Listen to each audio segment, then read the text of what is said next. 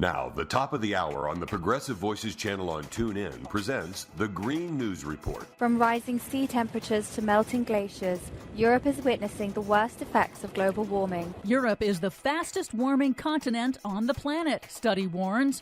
Plastics manufacturers are big contributors to man-made global warming. Plus, Solar for All is a win for the environment, a win for consumers, and a win for job creation.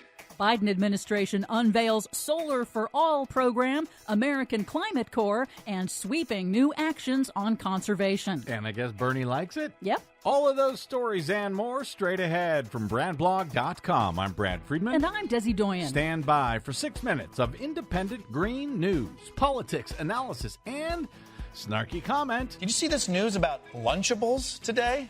I mean, it turns out that they have dangerous amounts of lead. Why do we do this? Why do we poison everything? Lunchables are supposed to be healthy. Okay, they're not, but they shouldn't have lead in them. This is your Green News Report. Okay, Desi Doyen, it doesn't stop. The Biden administration just keeps on doing one big move after another these days. Yes, they do, and we'll get to that in a moment. Okay. But first, Europe is the fastest warming continent on the planet, heating up twice as fast as the global average. According to the EU's climate service Copernicus in its annual State of the Climate report, heat-related deaths in Europe have increased more than 30% in the last 20 years. The last 3 years were Europe's 3 warmest years on record since record-keeping began in 1850. In 2023, Europe witnessed its largest wildfire on record, one of its wettest years, severe marine heat waves, and devastating flooding. Copernicus estimated that in 2023, Europe's climate-related economic losses topped $120 billion US dollars. Wow.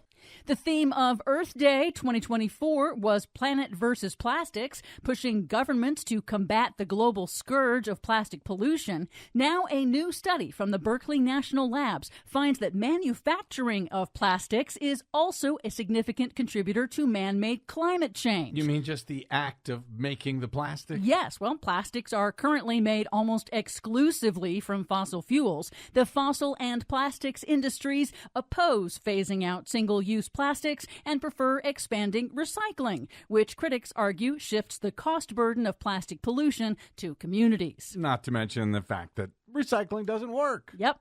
Here in the U.S., polluters will have to pay to clean up PFAS forever chemicals under new rules finalized by the Environmental Protection Agency. Good. PFAS chemicals are carcinogens that don't break down in the environment and are used in a host of products and industrial processes. From nonstick pans to fireproof pajamas. Yep, and EPA has now designated 2 PFAS chemicals as hazardous substances under the Superfund law, which forces manufacturers to pay the cost of cleanup, not communities. Last week, EPA issued new rules requiring utilities to reduce PFAS in drinking water to near zero levels.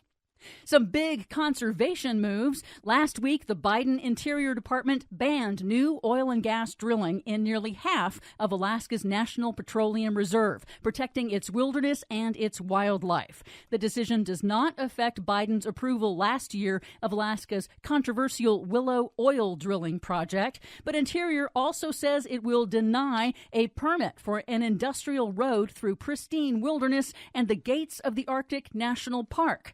And Interior also finalized a major management rule that for the very first time gives conservation, recreation, and renewable energy equal priority with extraction industries on the public's lands, meaning the U.S. will no longer prioritize resource extraction above all other uses. Good, for now, until the next guy gets in there. And finally, President Biden marked Earth Day by announcing $7 billion in investments in community and rooftop solar projects nationwide, benefiting low and middle income communities. The Solar for All program is funded by the Inflation Reduction Act and will create an estimated 200,000 jobs. Remind me, how many Republicans voted for that bill again? They all voted against it. Oh. Senator Bernie Sanders and Representative Alexandria Ocasio-Cortez joined Biden in Virginia for the launch of the American Climate Corps, a New Deal-style program that will serve as a major green jobs training program for young people in clean energy and conservation. It's patterned after the Civilian Conservation Corps and the Peace Corps and America Corps. Like them, it brings out the best in young people to do what's best for America. And will put tens of thousands of young people to work at the forefront of our climate resilience and energy future, clean energy future. He keeps going, doesn't he? Yes, he does. For much more on all of these stories and the ones we couldn't get to today, please check out our website at greennews.brandblog.com. Now, if only people know about it. Find, follow, and share us planet-wide on the Facebooks, Mastodons, and sites still known as Twitter at Green News Report.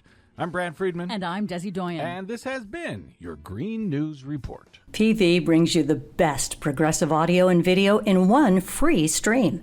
Stephanie Miller, Tom Hartman, Randy Rhodes, David Packman, Brad Friedman, and more. Search Progressive Voices on the TuneIn app. Download the free Progressive Voices app or go to progressivevoices.com.